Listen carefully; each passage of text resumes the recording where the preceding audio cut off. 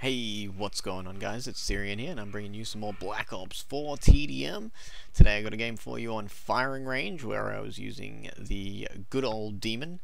I think this was just prior to it getting nerfed for, I think, the first time of its two recent nerfs, so it's a little bit of an older video, so the Demon can't quite do this as easily as it used to, but since then the Demon was also made hit scan, so it's kind of a trade-off, and the Demon's still super insane and super amazing. In this video, I'm using the Demon with hybrid mags, double high cal, and rapid fire, I believe. Yeah, rapid fire. That's what I've always used it with. The iron sights on it kind of suck, but you get used to them. I would say you don't need hybrid mags, and a lot of people say you don't need rapid fire, but in my experience, rapid fire is super nice and better than pretty much anything else you can have on it. The only downside with using this setup is that you don't get to use, if you want to use Scavenger, you can't use something like Flak Jacket unless you don't use Gung Ho, and if you don't use Gung Ho, then why even play Black Ops 4? So yeah, it's not like an all-purpose class, but you can mix and match it to your own desires if you want. If you don't feel like you need rapid fire, or you don't feel like you need hybrid mags, then you can not use those. It's the other stuff that I would say you absolutely 100% need is both high cals, because it's basically just stopping power light, and anything you have that has high cal 2, you pretty much want high cal 2 on. So, and because I ended up talking for a fair bit longer than I thought I would, I also am bringing you a bonus gameplay today. It's a Switchblade gameplay on Nuketown, and if you don't like Switchblade gameplay, then boy, you subbed to the wrong channel, because you're going to be seeing a lot of it soon. But yeah, it's really exciting and intense Switchblade gameplay, and the Switchblade is just awesome. I love playing with it. I hope you guys like watching it. I used double rapid fire and hybrid mags, and that's it. So, hope you enjoyed both the gameplays and the rest of the video. I'll let myself get back to talking. With that being said, what I wanted to talk to you guys about today is teammates. And as you can see, at time of speaking, I am going absolutely berserk in this game, and yet we've been losing for the majority of this game, and in fact, I've only just managed to bring it back to scores being level. Now, I think we end up winning this game by a pretty comfortable margin, and I actually get a nuke, which is why the gameplay is the one you're watching at the moment, because it's one of my biggest and bestest carries. Not because the enemies that I was playing against were particularly good or anything, but because my teammates were just so legendarily bad. So for the people who watch me all the time, you guys will know I love to complain about my teammates a lot. In fact, I pretty much do it every single game, and there's a very good reason for that. For those who don't know, in Black Ops 4, and this has been the same way in every COD since at the very least MW3, possibly since Black Ops 1. I have reason to believe it's been in since Black Ops 1, but I didn't play Black Ops 1, so I can't say for sure.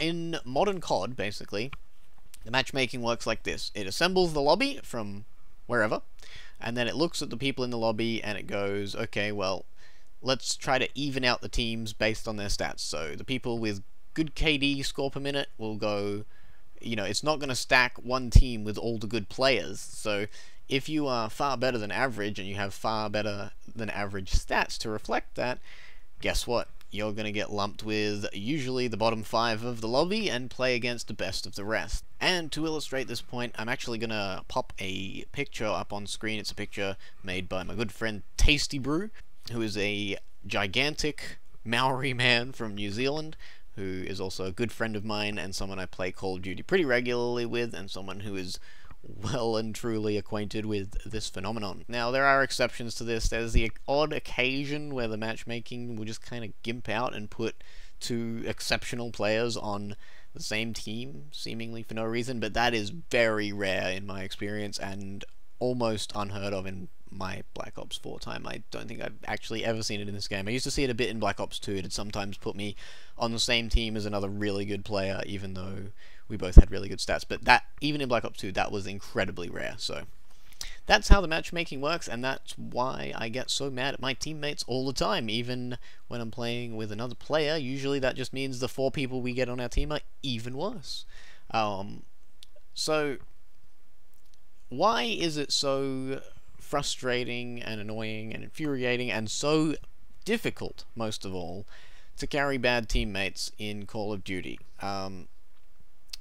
Well, first things first, when you have bad teammates, they love to feed streaks, right? So in TDM, for example, they'll lose you the game just by, throwing points to the enemy by getting themselves killed over and over again. But you also have to consider that they get streaks as well. So this is especially bad in domination and other objective game modes. So basically, if you are a good player like me and you're playing by yourself, and there are any people on the enemy team who know vaguely what they're doing, you have to be constantly buzz-killing them, or they're going to get streaks. If you lose a gunfight or two against a good player who's on the enemy team, chances are they're going to get their streak because no one else is going to buzz-kill them if you don't. And a lot of people watching really don't realize how difficult it is when you get the best of the rest of the lobby stacked against you and you have bots 1 through 5.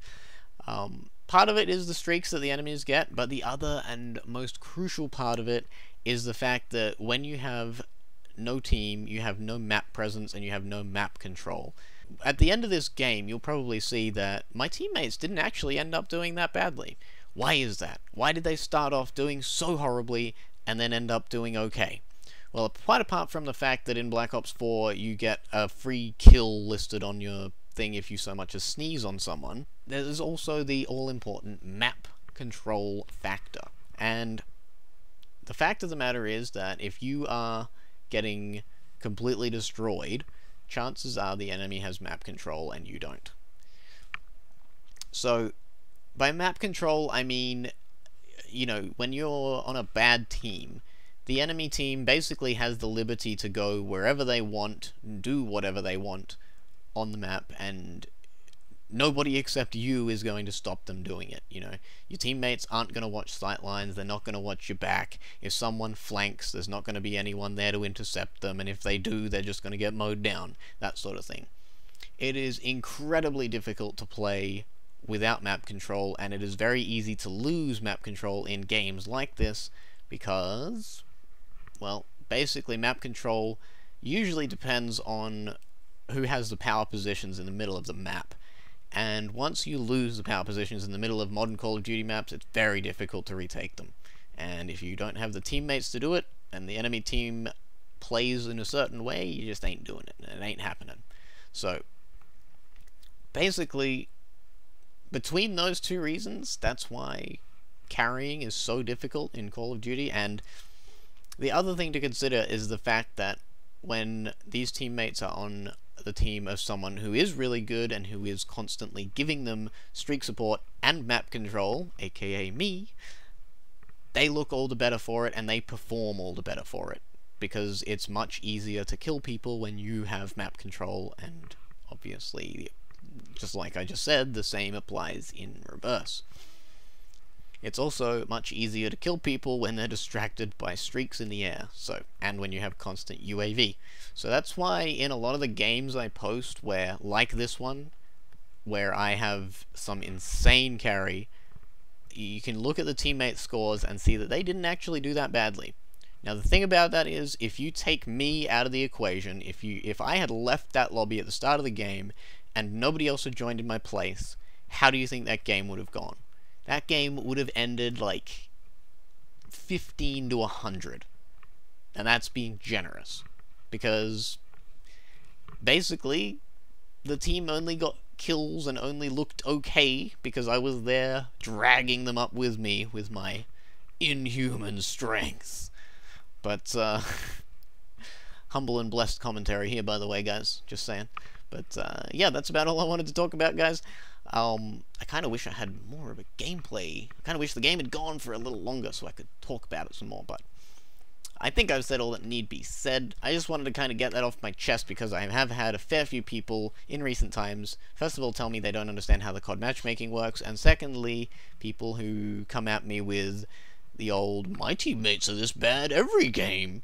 To which I counter, I'm sorry, but your teammates aren't worse than mine every game unless you have better stats than mine. And as much as I don't give a shit about my stats at Call of Duty, I don't think there are too many people out there who have better stats than mine. I know a few people who do, but none of those people are the sorts of people that I have to explain the COD matchmaking to, let's just say that. Alright, that's it from me. I'm out of here, guys. Thanks for watching. Hope you enjoyed the epic carry, and I hope you enjoyed the humble and blessed description of why it's hard to carry bad teammates. Till next time, I will see you all later. Have a fantastic rest of your day, and I will see you all in the next one.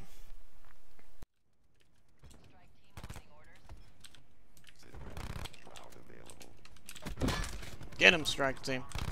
Strike team! What are you doing? It's being a teammate. Oh, you can call in... Oh, calling in another strike team kills your old one, doesn't it? I have no idea. I'm pretty sure it does. Oh, that man's busted out the, Guy just sits in such weird places. I still don't trust that guy. Why are my frames dropping so badly? Mine drop badly when I'm, like, near Jeep on either side on this map. Ow. They're bombing my strike team, dude.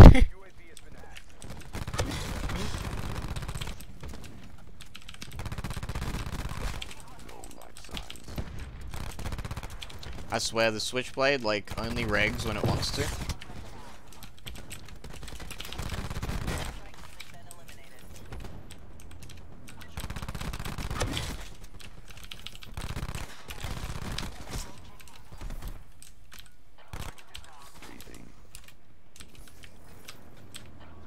There's, like, definitely a dude in bus.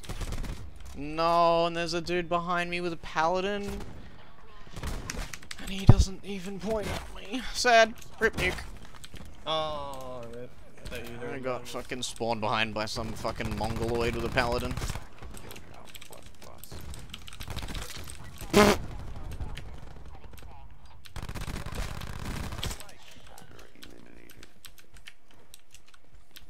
I think there's a dude upstairs. Nope. Guess not. I just zipped into everybody.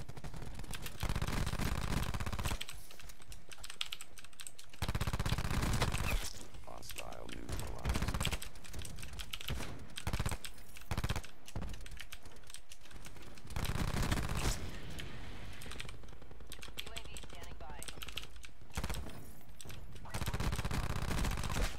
What? So aware. Never mind, he saw me.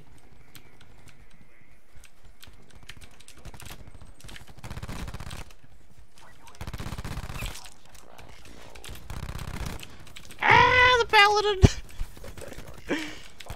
No, don't go already spike me. Damn. Look at our teammates. Solid contributions.